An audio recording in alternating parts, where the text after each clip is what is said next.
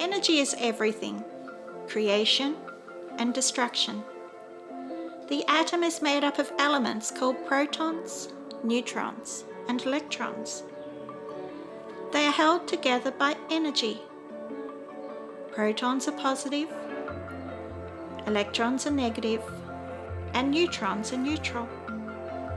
This is similar to mental states or thoughts. They are positive, negative, or neutral. All of these are part of the natural state. Atoms join together to form molecules which are held together by energy of attraction and also reciprocity. One atom needs a negative to make it balanced, whilst another atom needs a positive to make it complete. For example, hydrogen is a positive and oxygen is a negative, and they join together to make water. So they share to complete each other, and this forms a bond. This is like codependency relationships. We learn from each other what we lack in ourselves, and in return, this forms a bond that makes us feel complete. Molecules work in groups and join with other groups to form matter. We work in groups like tribes or like-minded cohorts, working with each other to form communities. Every community contains creation and destruction. There is new being created and old dying off. Out of one thing, another is created. Some things are destroyed to make way for new things. Relationships change from birth to death. This is a cycle of life. Trees grow as timber and leaves to form shelter. This is also fuel for a fire. The tree is destroyed, but from this fire we receive heat and light. Energy is recycled through creation and destruction. Your body is constantly forming new cells as old cells die. You are in a constant state of creation and destruction at the same time. Your thoughts and relationships are constantly forming, reshaping, and becoming redundant. It is a cycle of life, and energy flows through this in a continuous cycle. When we allow the energy to flow, it is in a state of movement that passes through us, out into the environment, through other people, and returns in the cycle. Everything is energy. Money, power, love, pain, joy. These are all energy. But when we hold on to it, we stop the flow, and this causes blockages. These blockages can lead to stagnation and maybe eruption. Think of a tree that has flow of energy through its trunk, and this feeds the nutrients from the roots to the topmost leaves. Now, if we add poison to the roots, or lack of nutrition or water, the tree starts to suffer. Eventually, it will form diseases in parts of the tree, maybe the leaves, the branches, or the roots, and it may die. So good nutrition is essential to keep the energy flow healthy. If somehow a branch is damaged and there is a blockage of energy, the parts beyond that blockage will wilt and die. There may be leakage of life energy from that damaged part as well. This is trauma. It affects everything that flows from that part that is traumatized. Self-beliefs, relationships, thoughts, ability to love. The trauma needs to be healed to restore the energy and bring back health. Perhaps the tree is affected by the environment. Maybe acid rain. This toxic substance is raining down upon it and causing harm. If the tree has unhealthy roots, broken branches, and is already suffering, it will not be able to fight the acid rain. This is what happens when we are not looking after ourselves. We have low immunity and resilience and are easily broken in a crisis. The tree may not be able to get up and move away from the acid rain, so it needs to build coping mechanisms and adapt.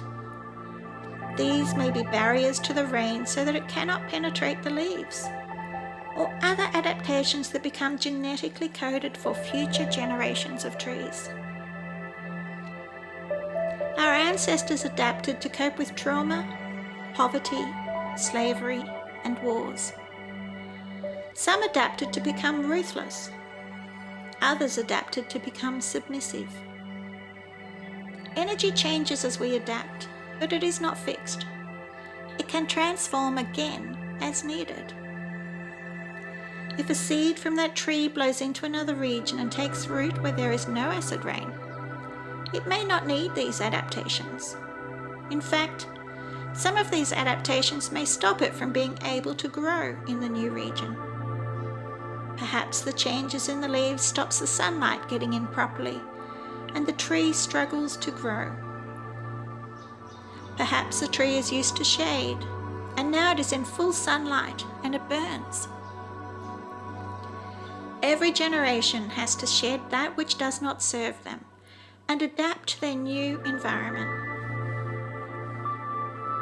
Many beliefs of prior generations were appropriate for them at that time, but do not fit now. We need to let go of the conditioning and expectations of previous generations and determine what is healthy for us now. Energy is flow, movement, change, creation, and destruction in a cycle of life that is continuous and infinite. Our lives are but a moment, and yet to us, they are the moment. Can you use energy to get the most out of your moment and keep it flowing in a state of health and abundance? What is energy? Energy is light, sound, memories, feelings, and emotions. What changes energy?